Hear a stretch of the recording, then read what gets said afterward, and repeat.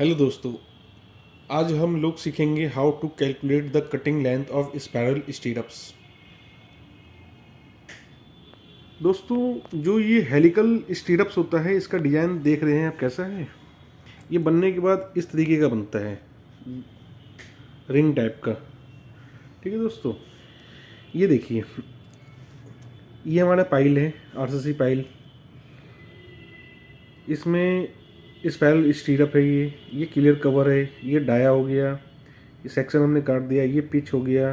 Pitch मतलब एक से दूसरे तक की जो दूरी होती है उसे कहते हैं। क्लोजर रिंग यहाँ है और एक यहाँ है, मतलब बॉटम और टॉप में आता है दोस्तों, जिसका सेक्शन इस टाइप का है। देखिए, clear cover, radius of stirrup, 8 mm का स्पाइरल स्टीरअप है।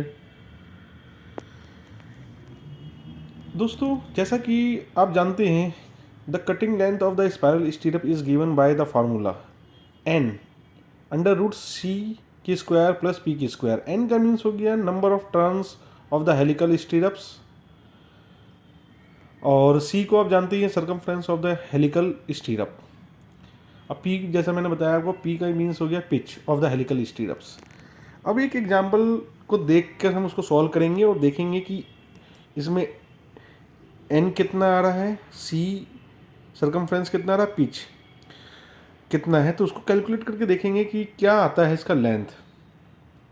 दोस्तों, given data, length of the pile 18 metre मान लेते हैं, डायमीटर ऑफ पाइल 750 mm है, क्लियर कवर 50 mm का है, अब पिच का डिस्टेंस जो है 150 mm है।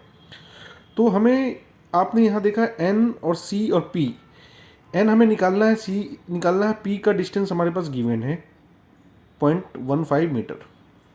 अब दोस्तों, एन इक्वल टू हो गया length of pile divide by pitch, और उसमें नंबर ऑफ क्लोजर रिंग जोड़ देंगे। लेंथ ऑफ पाइल हमारा 18 मीटर है, पिच हमारा 0.15 mm है। इन दोनों को डिवाइड करते हैं तो 120 आता है, और इसमें 2 जोड़ देते हैं तो 122 आ जाता है। यहाँ दोस्तों आप नोट्स में देख रहे हैं, नोट्स में क्या लिखा है मैंने, here number 2 that is added denote the closure ring at the top and bottom of the helical stirrup as shown in the first drawing।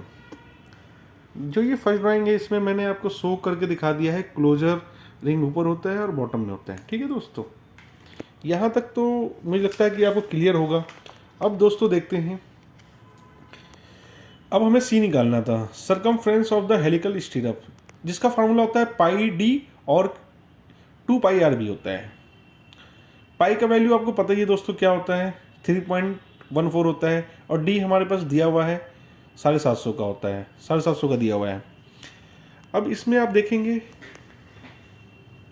Are निकालने का क्या है, diameter of pile minus number of covers minus 2 into 1/2 into diameter of the spiral stirrup bar divide by 2। तो यहाँ देखेंगे आप, R equal to 750 mm minus 2 into 50 minus 2 into 1/2 into 8 divide by 2। इसको solve करते हैं दोस्तों, तो ये आता है 642। इनको सॉल्व करने पे आएगा, उसको 2 से डिवाइड कर देंगे तो 321 mm आ गया। 321 mm का मतलब हो गया ये 0.321 मीटर। अब देखते हैं दोस्तों, C equal to 2 pi R. 2 pi का वैल्यू 3.142 इंटू 0.321, इसको मल्टीप्लाई करते हैं तो C का वैल्यू आता है 2.017 मीटर। अब दोस्तों हमारे पास C भी आ गया, N भी आ गया, और P हमारे पास ऑलरेडी है।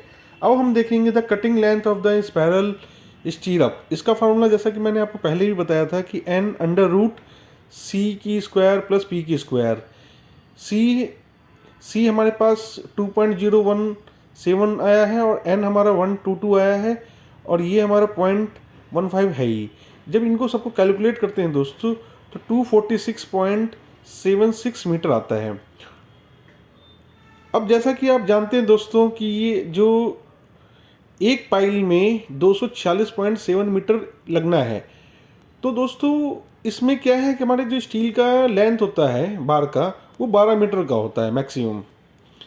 To get the exact cutting length of the spiral stirrup bars, we have to add lap length, as the length of the individual bar is limited to 12 metre. जैसा कि मैंने आपको पहले बताया कि एक बार जो होता है 12 मीटर का होता है। Let us provide a lap length 50D। अब हम इसमें 50D एड ऑन कर देंगे हेलिकल बार्स के लिए दोस्तों। तो अब देखिए, number of lapping required, calculated length of the helical bar divide by length of the single bar.